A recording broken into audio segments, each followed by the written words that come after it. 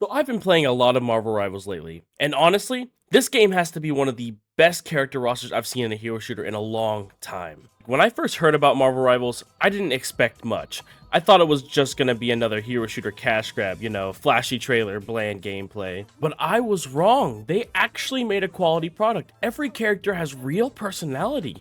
They didn't just look like the characters from the comics, they actually played like it too. Somehow NetEase managed to keep them feeling fresh without losing what makes them iconic. And that blend of character design and gameplay is what keeps pulling me back in. So instead of breaking the game down by the whole roster, I just want to show you my favorites. So let's start with the character that immediately stole the show for me, Iron Fist. When they dropped his trailer, I already knew I was gonna love him. The clean animations, the martial arts flair, it just looked right. And I gotta say, you feel like Jackie Chan. He's fast, he's fluid, he's landing those precise hits so hard. It wasn't just mashing buttons. I was fighting, dashing, weaving strikes, dodging in and out, and parrying blows. He's got the perfect balance of control and aggression. Every movement feels deliberate. It's like a combo you actually meant to hit. He rewards timing, spacing, rhythm. It's almost like playing a fighting game inside of a hero shooter. Iron Fist starts off like a pebble rolling down a hill, small, quick, easy to overlook. But just give him a little space, a little momentum, and that pebble can turn into a landslide. Speaking of landslides, here's the thing. Benjamin J. Clinton, reporting for duty. Here's the thing. Fuck, nigga. Got rich? Yeah. In my bed, he said.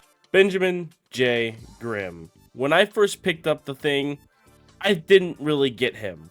But after a few games, it was over. I realized I was playing one of the most indestructible tanks in the game, and somehow also one of the highest damage in-your-face brawlers. He's not just a wall. He's moving with you, through you, and if you're not careful, over you. The thing doesn't hold choke points. He plows through them. Got a diver on your healers? He's diving with them. Think you found a safe angle? Not anymore. Now he's in your backline. Fists flying, and your supports are already gone. Marvel Rivals did a fantastic job rewarding smart plays, and with the thing, that means turning defense into pure offense. He's not just a tank. He's a wrecking ball your team needs. When the thing uses his dash, he gains a 40% damage reduction, given to him and the ally he dashed to. It is an absolute nightmare when Iron Fist is already in your face and he has a 40% damage reduction. And then the thing just hits you with the meanest right hook and sends you right back to the spawn point. While playing the thing, you are a wrecking ball that shatters their front line, causing chaos and leaving holes for your team to slip through. And there's a healer that revels in chaos. Loki, the god of mischief. As a healer? Honestly, when I first heard that, I was skeptical. But then I thought about it. Loki, the guy who keeps everyone alive while being the least trustworthy person in the room. From the moment I started playing Loki, it was a blast. Tricking enemies with your clones, saving your team from ultimates with shift lamps, stalking the battlefield invisibly, just waiting for the right moment to strike. And when you pull off that ultimate, it's like free range utility with a twist. Most players just copy another healer ult, and honestly, I get it. It's safe, it guarantees invincibility, and it works. But sometimes I wish they'd make it more worth it to copy other alts other than healer alts. Because, let's be real, it gets a little boring just being second healer all the time.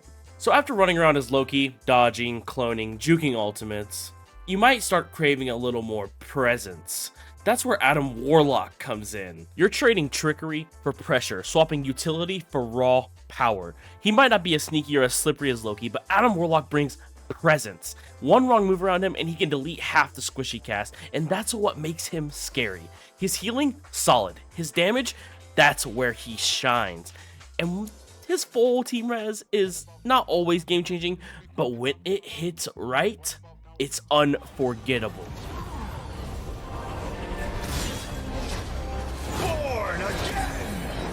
Adam Warlock's Soul Bond is easily one of the most underrated support abilities in the game. It links you and your nearby allies together with a glowing tether of cosmic energy, healing nearby allies and spreading damage across the whole group.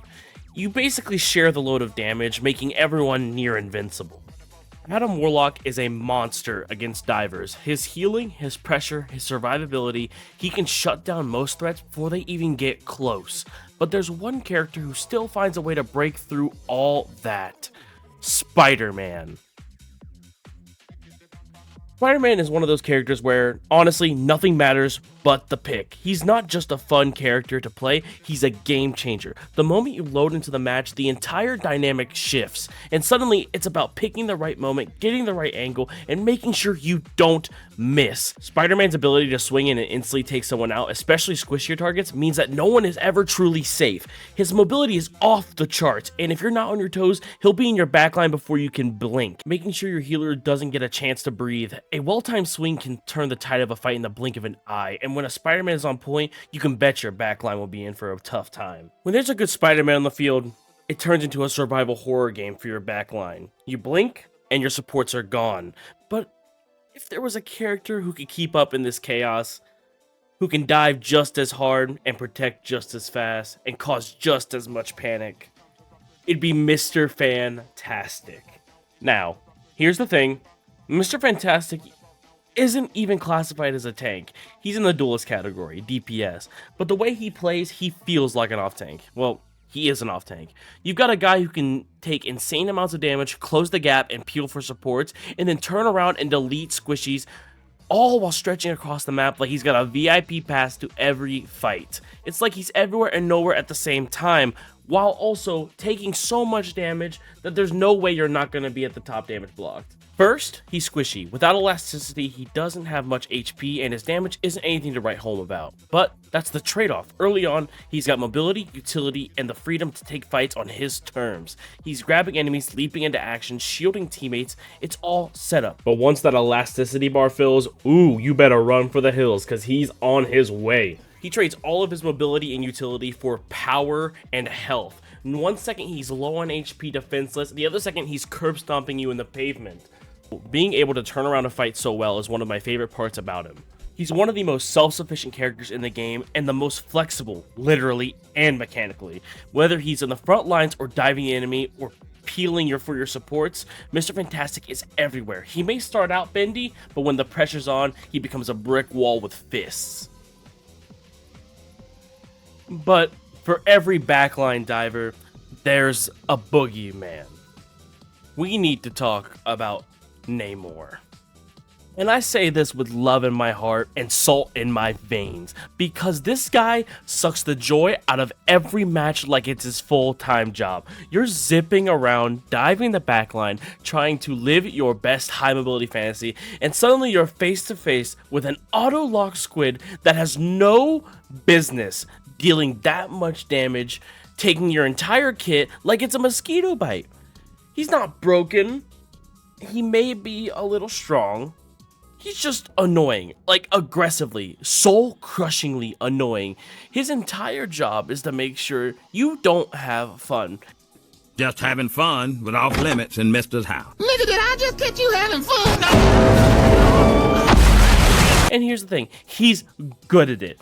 That's what makes it worse. He's fantastic at shutting down divers and locking down aggressive plays, and forcing you to second guess every cool move you're going to pull. Namor is the guy who shows up at the party with noise canceling headphones and tells you to turn down the music, and yeah, that's the point, but I'm still gonna be mad about it. Ooh, don't even get me started on the fact that he can press one button and become completely invulnerable and still be able to be healed.